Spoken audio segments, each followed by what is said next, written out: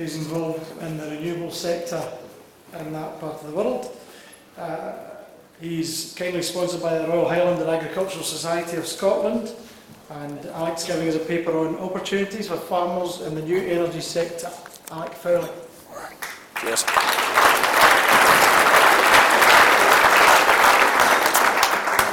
Your Royal Highness, my Lords, ladies and gentlemen, good afternoon. Firstly, I'd just like to thank the Royal Highland and Agricultural Society of Scotland for their generosity in sponsoring this award. I'd also like to thank Nuffield for all the hard work that goes in behind the scenes. I've been genuinely humbled by the help and hospitality I've received throughout the world when travelling under the banner of Nuffield, so thank you for that. My name is Alex Fowlie. I'm a farmer's son from Aberdeenshire in North East Scotland, so also saying I'm very passionate about agriculture, particularly beef cattle, but in leaving university 5 years ago, I took a job with a local farming business which had just diversified into renewable energies. Set up a company called Muirden Energy to develop wind farm sites throughout Scotland. The business has grown over the last 5 years from 1 employee to 12, and we're currently developing sites ranging in size from 1 million to 35 million. With the support of my family, I've also been able to develop a couple of renewable energy projects in my own right and the family farm at home, mainly in the form of 3 500 kilowatt wind turbines, but we've also got 50 kilowatts of solar and a couple of biomass projects. So I am practicing what I preach. My study topic is opportunities for farmers in the new energy sector. Now, I feel renewable energy is directly linked to farming. Every renewable energy device requires land in some way, whether it's simply hosting a turbine or, as we heard, growing crops for AD plant. Even offshore renewables require to cross your ground to connect the overhead grid. So farmers are ideally placed to benefit from any opportunities on offer. The opportunities, however, are constantly changing, as this table shows. On the left, you can see the 2012 feed-in tariff rate. That's what the rate was when I applied for my scholarship. The column on the right shows the proposed rate from the 1st of January 2016. So it's a very different picture. Feed-in tariffs are coming down, in some cases by as much as 85%.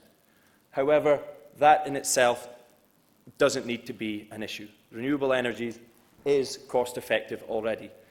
This table here, it's got a lot of information on it, so don't worry about looking at it all. It's taken from a Bloomberg report in 2014 showing the average cost of, per kilowatt for new energy devices from America.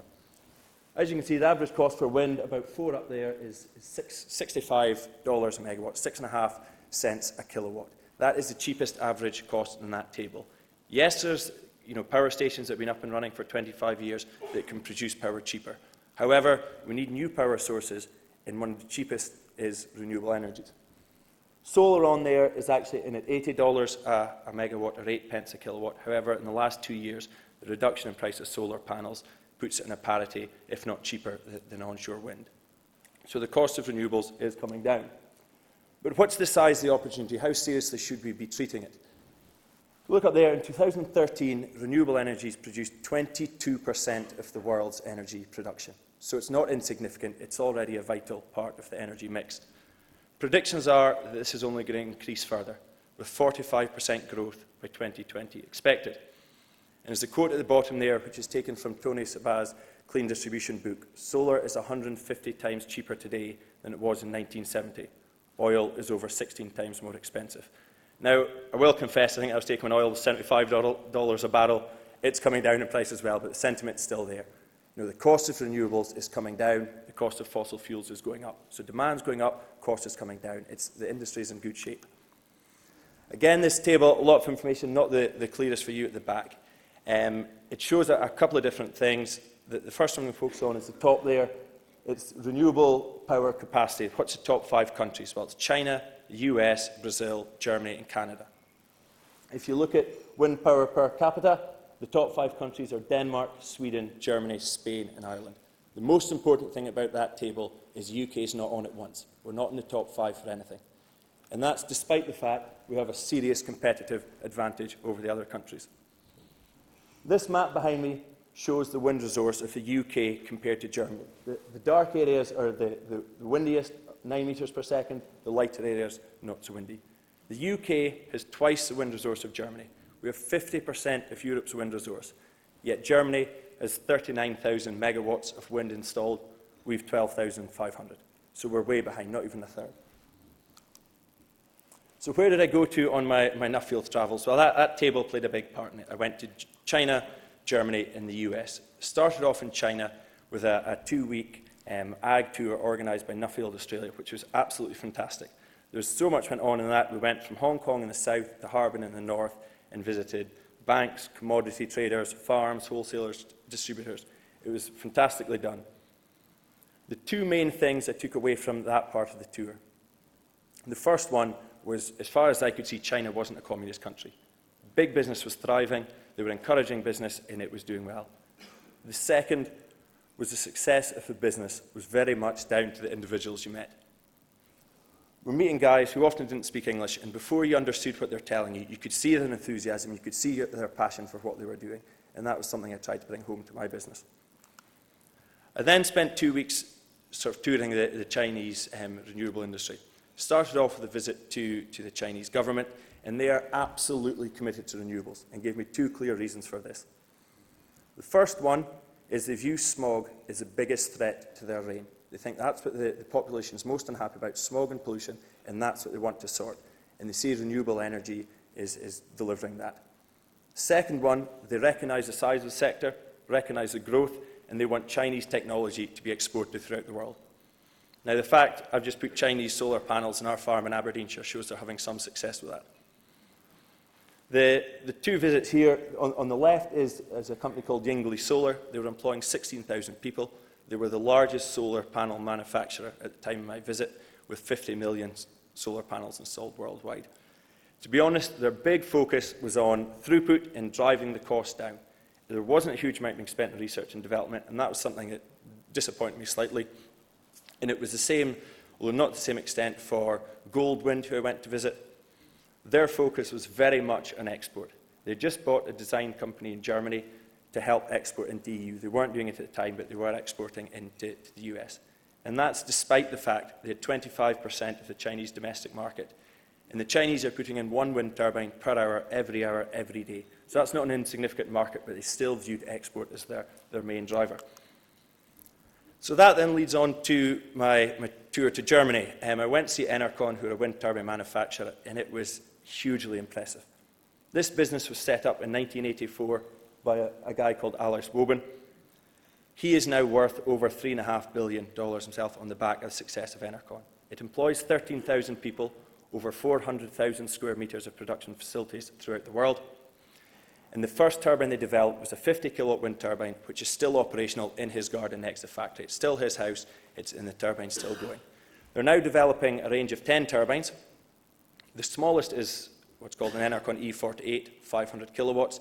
The biggest is now an E126, which is 7.5 megawatts and 200 metres to tip. Now, that left me a little bit deflated. I went out there thinking, we're putting up turbines, great, it's the 80-metre ones, we're putting up the 500 kilowatts. It's the smallest one they do. And I think in the UK, we have to learn from what Germany is doing. And the bigger turbines, they're more efficient. Because they're higher up, it's windier up there. And they can also, they're cheaper per megawatt, so it's going to drive the cost of energy down. And that's why this photo, taken from America, stood out to me. This is taken at the Techachi Pass wind farm, which is of over 1,000 wind turbines. It's been on the go for 20 years. In the background, you see the old turbines that they are taking away. They're 25 kilowatts, and they're being replaced by the new, bigger turbines in the middle here. That's 2.5 megawatts. Now, there's about 50 smaller turbines in that photo. It would take twice that. It would take over 100 to produce the same energy as that one bigger turbine in the foreground. Yet the feed-in tariff in the UK has been supporting the smaller turbines, which, in my opinion, is part of the reason that the public and the consumer is giving us a hard time. In America, I also went to a massive solar farm, Ivanpah Solar. This was 3 sites of 1,000 acres. Each site had 300,000 mirrors controlled by computer programs. It was reflecting the sun's glare onto a central point and basically heating up the water to create steam, which was driving a steam engine. The site here, across the 3 sites, it created enough power to power 140,000 homes and represented an investment of over $2 billion. Now, one of the main businesses behind that was Google. So again, it's a big, successful company investing in renewable energy. I then went to see Tesla. They are the largest all-electric car manufacturer in the world. Now, I think electric cars has a big role to play in renewable energy. Not only does it increase demand, because you need more electric, but the battery storage, when they're not being driven and they're being plugged into the grid, that can act as a buffer to smooth out the peaks and troughs in supply and demand. And that was the reason I went to see Tesla, not for their cars, but for the fact that they're building a gigafactory. Now, this factory they're building is an investment of over $5 billion. It's going to start production next year, but not be complete until 2020, by which stage it will be over 10 million square feet, making it the largest building in the world. It's going to produce enough batteries for 500,000 Tesla cars annually, and they think they're going to get the cost per kilowatt down for batteries down from $800 to $400. And that represents a massive opportunity. That's the Achilles heel of renewables at the moment, is wind turbines only work when the wind blows, solar panels only work when there's sun. If we can crack storage, suddenly renewables can play an even bigger part in the world's energy mix. Final visit I had in America was to the Southern California Edison Company. The photo on your left here, that's the battery storage. It's the same type of batteries that Tesla are going to be making. It's lithium-ion. It's the same that's in your iPhone and your laptop. And one of the reasons I liked it was it seemed very straightforward. It was just great big banks of batteries, like you see. And we went to see a 30-megawatt battery storage facility, and there was no employees, not even security. It was just a big shed with empty batteries, all controlled by computers. And I like that. It seemed simple. The photo on the right there, that's a smart meter. The Southern California Edison Company, they're going to put in at least 5 million smart meters in the next 5 years. They actually want to put in 20 million in the next 10. Can't get into the whole ins and outs of them today, but basically it'll give you real-time energy production and energy consumption. So that, paired with your storage, can make a much more efficient electricity market and industry to what we're in today. It can also play an important role with likes of grid connections. At the moment, farmers are applying for a grid connection and they're being told, no, the grid's full. But is the grid actually full? They don't know, and it's only full at certain times. If we can get smart meters to be rolled out, it'll allow the network operators to manage the grid far more efficiently, which means more can be plugged on at a much cheaper cost, and that's beneficial to everyone. So the key messages, what are my key messages? Firstly, no one's missed the boat with renewables. I hear it all the time. Yes, you've maybe missed the boat with great big feed-in tariffs, but for the future of the industry and the long-term viability of the industry, that's probably a good thing. The sector's in good shape, it's going to grow. Big successful businesses are making big bets in it. Touching there, Google, Apple, Microsoft, they've all already invested more than $2 billion in renewables. Berkshire Hathaway has already invested $15 billion, Warren Buffett wanting to invest another $30 billion in the next 5 years. So on the one hand, you've got the politicians at the moment giving us a bit of uncertainty, and you've got some of the most successful businessmen in the world back in the industry. I know which one I would rather choose when looking at how I'm going to run my business. And finally, technology advances which will unlock the sector's full potential are not far away. So finally, summing up, after my Nuffield Scholarship, what's it meant to me? Well, I would say I'm more excited about the future of the industry now than I ever have been. And that's despite the fact that there's political uncertainty that tariffs are coming down. At Muirden Energy, we've just opened a satellite office in Perth and taken on 3 new full-time members of staff. Now, I don't know if we'd have had the confidence to do that had it not been for the fact that I'd been out, seen this throughout the world, and thought, actually, look, no, we're going to be in good shape. It might not be overnight, there might be pain along the way, but long-term wise, it's a good industry to be in. I'm continuing to look at renewable energy projects in the family farm, and I've just put an application in for another wind turbine. I don't know what the subsidy will be, when, if it ever gets planning, but if it does, I'm confident I can produce power cheaper than most because it's a windy place to live. And finally, we've made a small investment in a business called Open Utility, who are aiming to use smart meters and battery storage to really revolutionise the way the energy market operates, and I'm pretty excited about what they're doing. Thank you very much.